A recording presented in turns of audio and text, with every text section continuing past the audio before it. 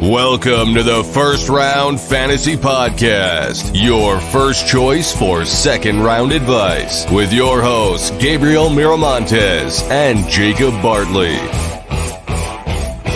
on 3rd and 7. Jefferson hauls it in. Would be Max Crosby. Touchdown, San Francisco. Welcome on into the First Round Fantasy Podcast. Gabriel Miramontes, no Jacob Bartley today. I'm flying solo unless you count my dog here as a happy companion until my wife stops mopping because he barks at the mop.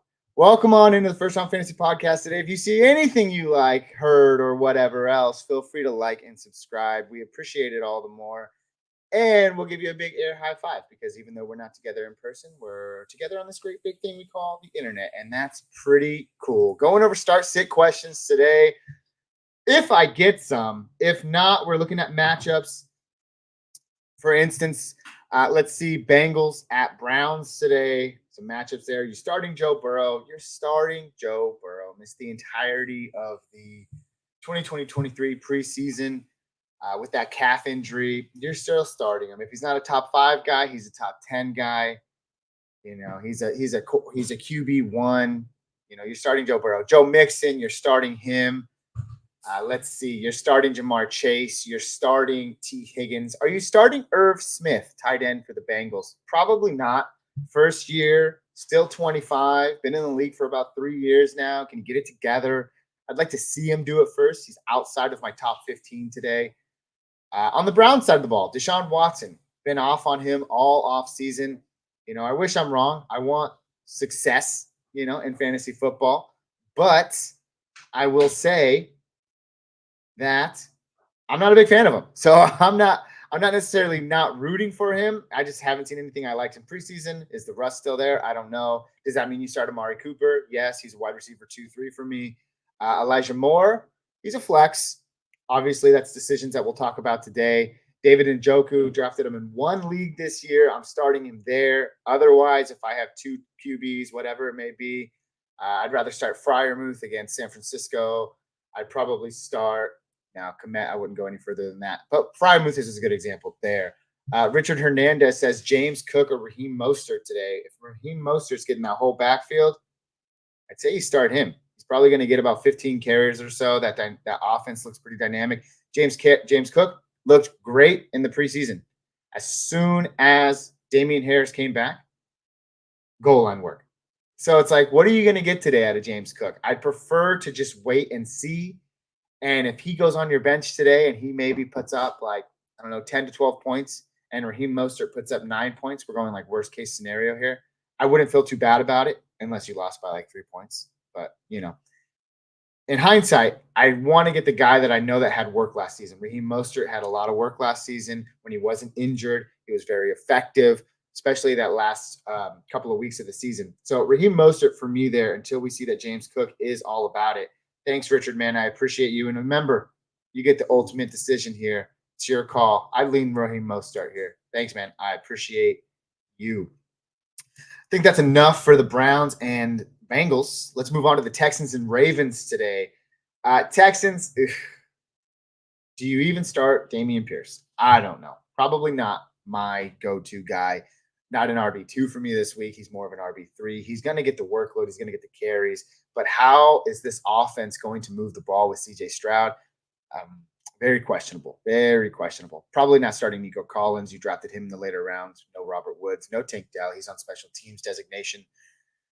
So you're not going with any of those options. And you're probably not starting C.J. Stroud even in 2 QB flex, super flex leagues, unless you absolutely have to. But, you know, anything changes, right? Let's see. On the Ravens side of the ball, yep, you're starting Lamar Jackson. You're starting J.K. Dobbins, my guy for the year. Look for him to have a big game. You're starting wide receivers. You're starting Zay Flowers, Odell Beckham Jr., Rashad Bateman. Probably none of the latter. But Zay Flowers might be a good look in his rookie debut. Again, with rookies, I'd like to see them put it together first. And we just haven't seen it yet. We don't know what this new look offense looks like. A little skeptical of it right now. But if they're going to pass the ball more, does that limit Lamar Jackson's upside? Still, he's a top 10 play for me this week. Everyone else around him, though, flexes at best. until they prove otherwise. That's going to be an interesting game to watch. It could be 12-12. It could be 43-7. I don't know, in favor of the Ravens. I don't think I made my calls on the Bengals and Browns game, though. Bengals and Browns, definitely going Bengals here because I'm just all about Joe Burrow this year, even with the injury. That is a guy that I want to see. Buccaneers at Vikings. Chris Godwin, Mike Evans, you starting them? More than likely, you're starting them in your flex today. I think Chris Godwin has the higher ceiling here. I think that team is not going to be able to stretch the field, get the ball downfield like they would like to.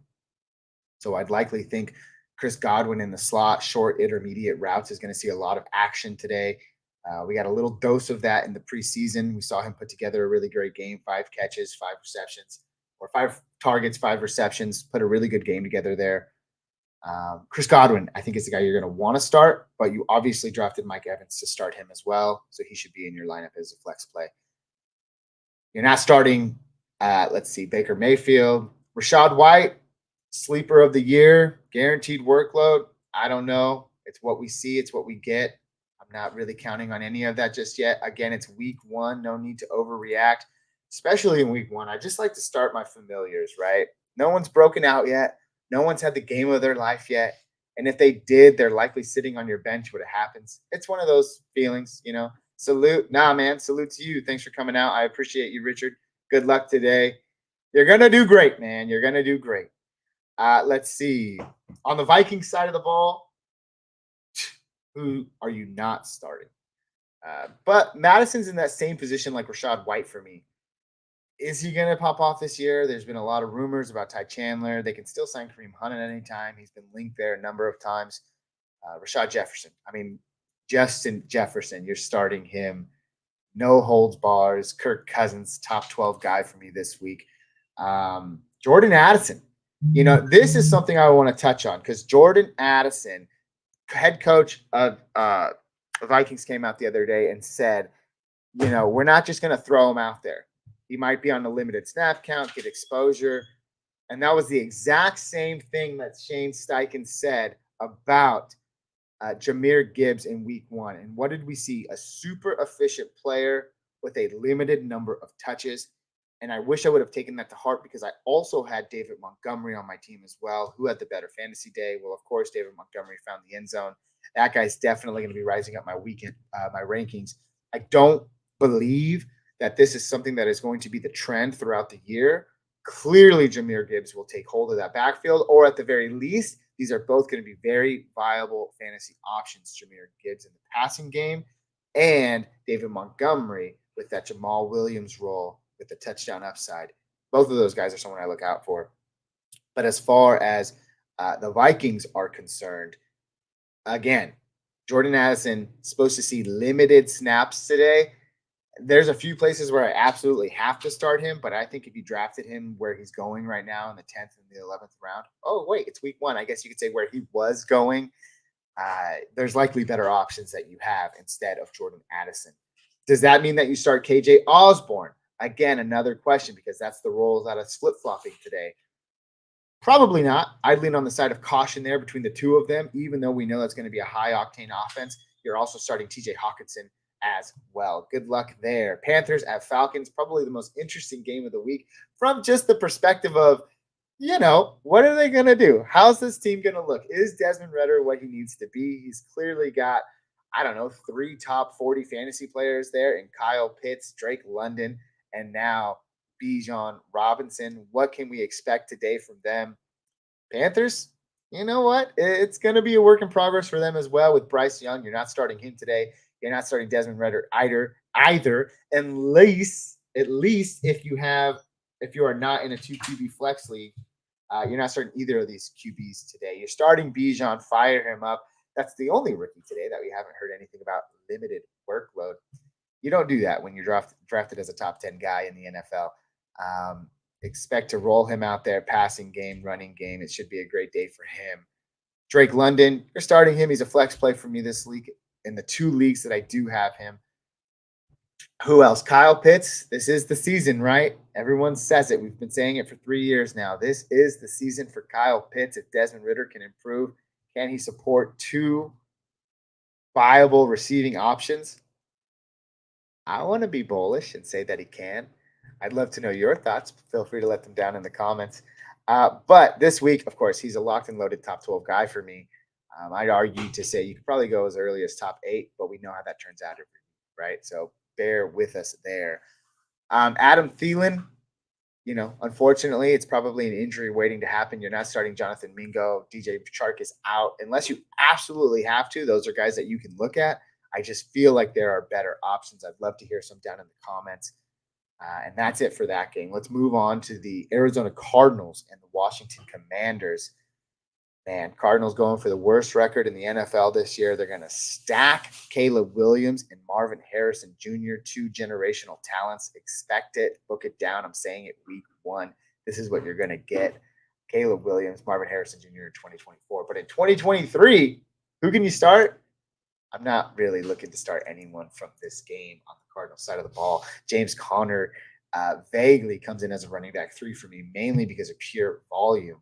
But he's getting up there in age, and this Washington Commanders defense is no joke. They were able to do great things last year against the run and in the passing game as the season kind of prolonged on. So James Conner, the only guy I'm really looking at the Arizona Cardinals side, again, an RB3 for me. Are you thinking about starting Marquise Brown? Wide receiver 3 flex at the best. Maybe he gets a good day because, again, this team's going to be throwing the ball a lot too. So I just think it's interesting. If they're really going to tank, why'd you go and get Josh Dobbs? Start Clayton Tune, at least see what he has. But I can also see it from the perspective of if this team is going to tank, eventually they'll see what Clayton Tune has. I've had him stashed away in a dynasty league. Didn't look great in preseason. Not very mobile, kind of a slow release. But, it's worth it to see, right? You invested the capital. Let's see what the guy can do. On the Commanders side of the ball, a little bit more of an interesting predicament. Brian Robinson, Antonio Gibson, this duo that has been together now for the last 2 seasons. What can we expect from them in week 1? Well, again, they're playing the Arizona Cardinals, dead last year in stopping the run. They were able to give up, 17.5 points a game last year at the running back position, tops the league as the worst overall. So when it comes in terms for Brian Robinson and Antonio Gibson, this could be a game for the running backs. You might be up 21-0. You might be up 21-7, and you are just running that clock. That really benefits a guy like Brian Robinson. Does it benefit a guy like Antonio Gibson, someone that we're expected to see on third downs? Personally, he's like an absolute if you have to type of guy this week. I want to see it first. We saw flashes of it last year. Everyone's craving about Eric Bieniemy. To me personally, I really want to see it first. I think there are better options there, and we'll get into those as time progresses. But wide receivers, Terry McLaurin, Jahan Dotson, another one of my guys this year, someone that I really like. I really think everybody is going to be witnessing greatness this year. It's the breakout season for Jahan Dotson, who, again, people forget that he was the number 16 overall pick 2 years ago because Garrett Wilson and Chris Olave took the world by storm last year. Jahan Dotson, a close third, and maybe a better season than 2 of those guys. I don't know. Probably not because he has Sam Howell, but I do expect him to see the volume. He's also the higher ceiling play for me this week when you compare him to his teammate, Terry McLaurin. Logan Thomas, no thank you. Cardinals tight ends, no thank you. Good luck to you guys out there. Jaguars and Colts. Oh, are the Jaguars going to be a successful team this year? You'd like to believe so, right? I don't know. I want to ponder that thought for a moment. Let me think about it.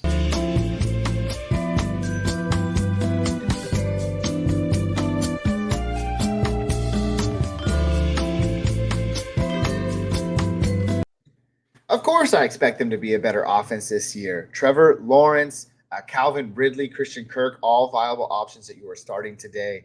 You're also starting Travis Etienne. Tank Bigsby, I'd like to see it first. Again, week 1, rookies, you want to see it before you go out there and, put them in your lineups. But this could be a split backfield way down the line. I still have Travis Etienne as a number 1 running back this year. He comes in at number 11 in my rankings. But it's going to be something interesting to watch. I don't know why. I don't have the stats or anything to wow you away, but I don't know. Keep an eye on Tank Bigsby. Fell in drafts, fell in the NFL draft. Keep an eye out. Keep an eye out. Trevor Lawrence locked and loaded as a top 14 play for me this week. On the other side of the ball, Bryce Young. I mean, in super flex leagues, if you absolutely have to, you can start Bryce Young. Likely, if you have Bryce Young in a super flex league, it's a dynasty league, and you were one of your worst teams last year. So you're rolling Bryce Young out, and you're going to see what he can do. I'm hopeful for Bryce Young. You know, all of the things that we can sit here and talk about, the negatives, the short, his poor preseason play, how short he is, how frail he is, whatever it may be. He's an NFL quarterback. He's gotten to this point, and I expect decent things from him in his rookie season. So I'd like to see what he can do. On the Colts side of the ball, Anthony Richardson is the same for me. He's probably the most likely of the three quarterbacks that I feel comfortable starting today, even though if I had better options, I absolutely would not. I want to pull up my weekly rankings here.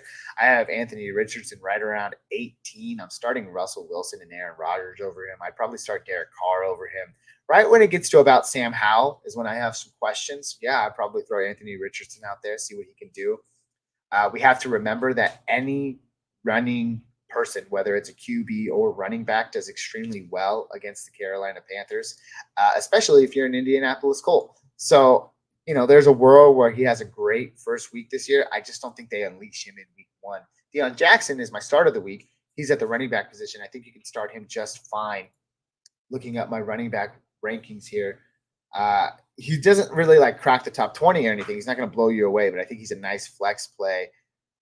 Obviously over Tank Bigsby, over Ezekiel Elliott. I don't know. I now have to look. Is Ramondre Stevenson out today? I'm not too sure about that. I guess I should be informed. I don't know. Now I'm kind of nervous.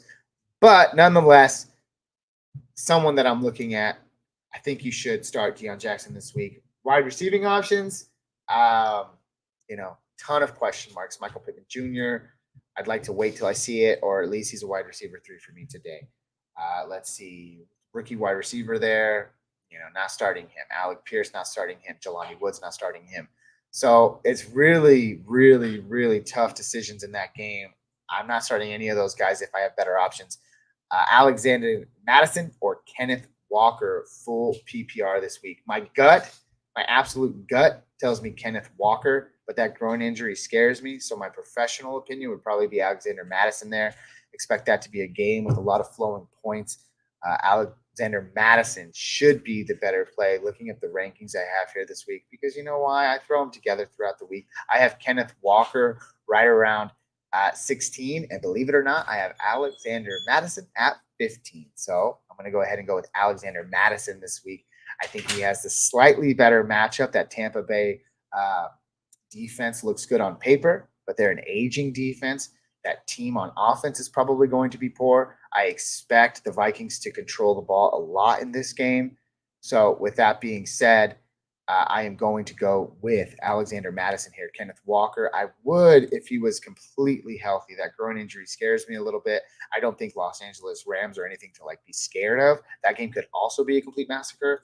But when you have two healthy guys that are predicted to get the same workload, I'd probably go Madison there. So thanks, man. I appreciate you, Erwin Sanchez. And a big thank you to you, man. I appreciate you. Thanks for coming out. It means so much to me. Just kidding. But it really does. Let's get back to it. Where were we? Talked about the Commanders and Cardinals. We talked about the Jaguars and Colts. 49ers and the Pittsburgh Steelers. Another interesting game this week. Man, I live in California. I am not a 49ers fan, but I appreciate the good play, and I like Mike Shanahan, or whatever, Kyle Shanahan. I don't know, like's a strong word. I approve of his coaching methods, especially when they look good during the season and choke during the playoffs. But with that being said, you can probably start Brock Purdy this week. The Steelers defense is absolutely absurd. I do expect big things from this year, as we do every year from the Pittsburgh Steelers defense. So Brock Purdy, I'd start him over Bryce Young, who we talked about a little bit earlier. That's probably about it. Other than that, I'm sitting him you're starting Christian McCaffrey, start your studs. Deebo Samuel, Brandon Ayuk, you could probably start them as flex plays. But I think I like Brandon Ayuk just because look at the coverage that Deebo Samuel is going to be getting, the attention. Brandon Ayuk might be able to slip in there as the 49ers' best wide receiver, at least according to me. George Kittle is expected to play today. So, yeah, I like George Kittle too. I mean, it's just an overall good offense against a really good defense. So, again, temper your expectations in this game because we have a really strong defense on the other side of the ball, even though we have a really complete offense on the other side. With the Pittsburgh Steelers, Kenny Pickett looks so good in the preseason. I am fading him this week hardcore. Let me pull up my quarterback rankings currently right now. I have him as QB 20, so right in front of guys like Sam Howell.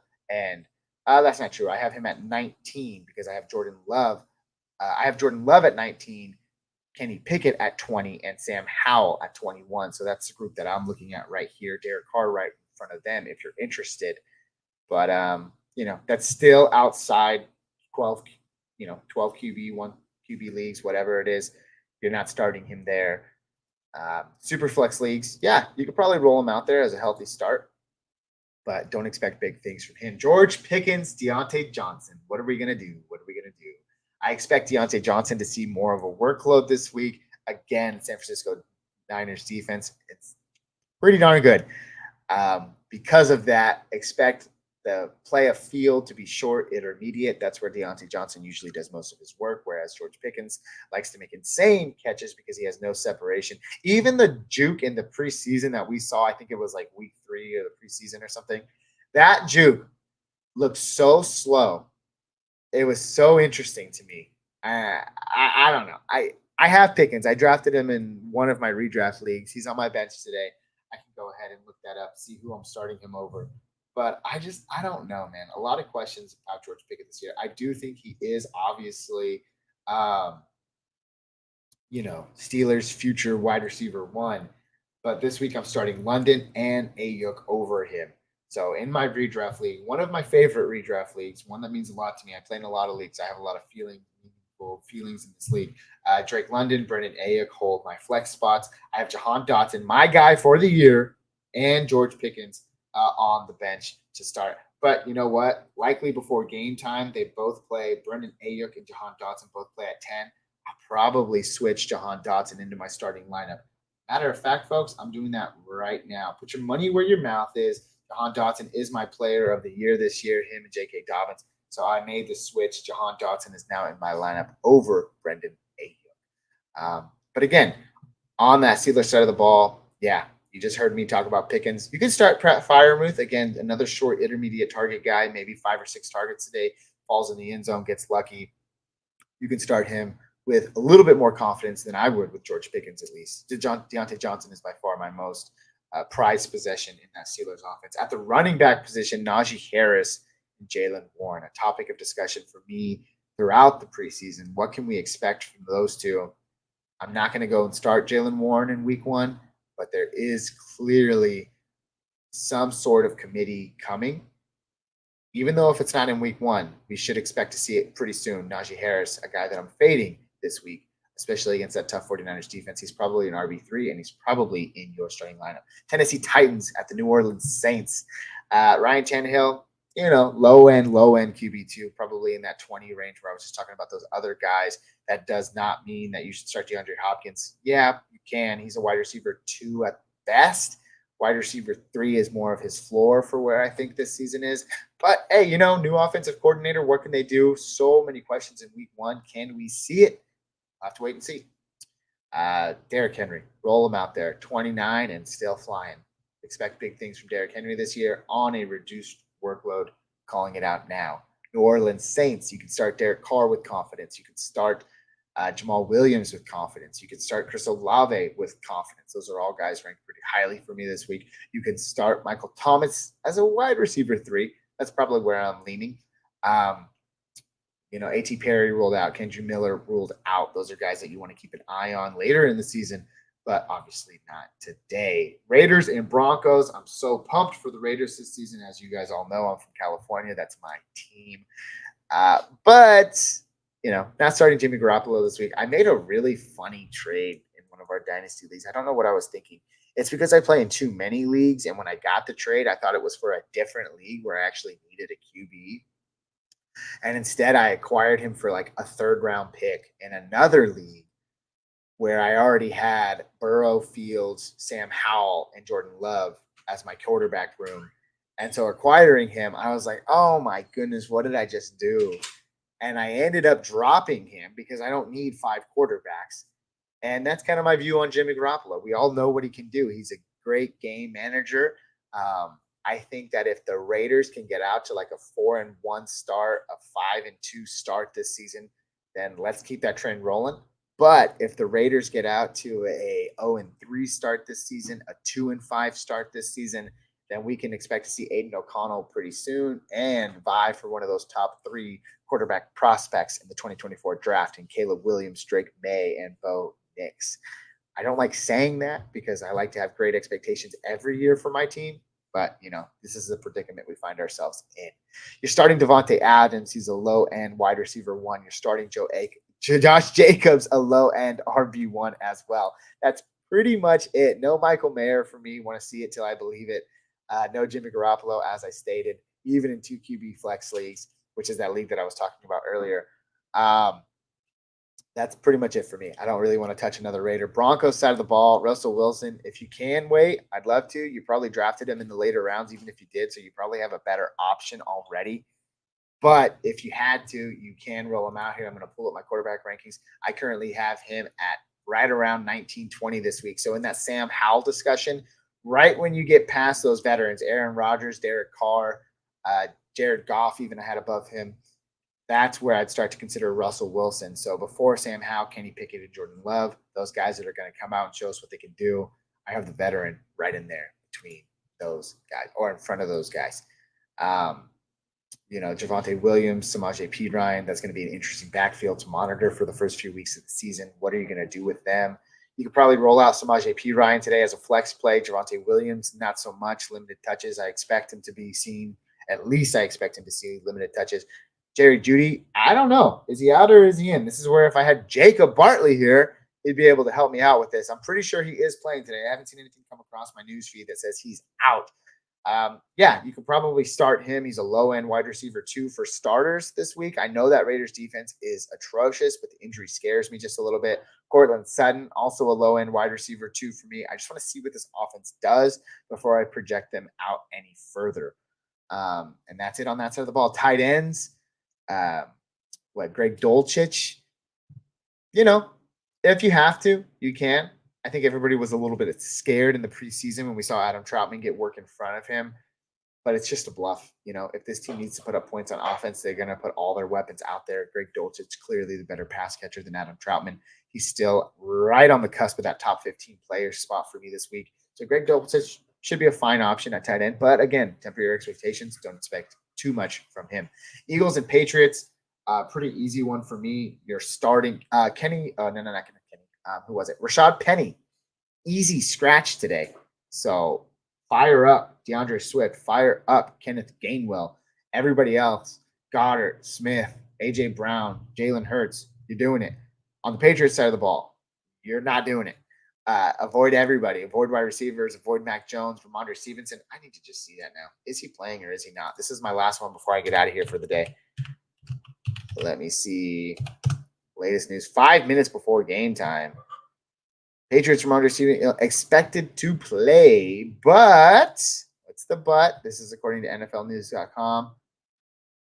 Oh, just not Devontae Parker. Yeah, roll out Ramondre Stevenson. That's the only one. And Philadelphia Eagles got a mean passing and rushing defense. Oh, I don't even know. Let me see where I have him this week. Ramondre Stevenson, I think just because of the bluff, I have him as a top 13 guy this week. But guess what? I had Jahmyr Gibbs ahead of him. We all know how that turned out. Again, maybe we should be listening to coaches now when they say limited workload. I have J.K. Dobbins probably finishing ahead of him. So Ramondre Stevenson will settle right around that 14 spot for me this week. With that being said, we got 5 minutes until kickoff. I appreciate all of you guys that stopped out to say hi, give me your start-sit discussions. And that's it. Hot takes. Enjoy week 1. Enjoy it all. If you saw anything you liked here today, please feel free to like and subscribe. Who knows? Maybe you're listening to this before the 1 o'clock game start. hopefully it can help you out. And if you do, you saw anything, we appreciate you guys. Thank you so much. Air high fives from us. We can't be together in person. Thank goodness for the internet.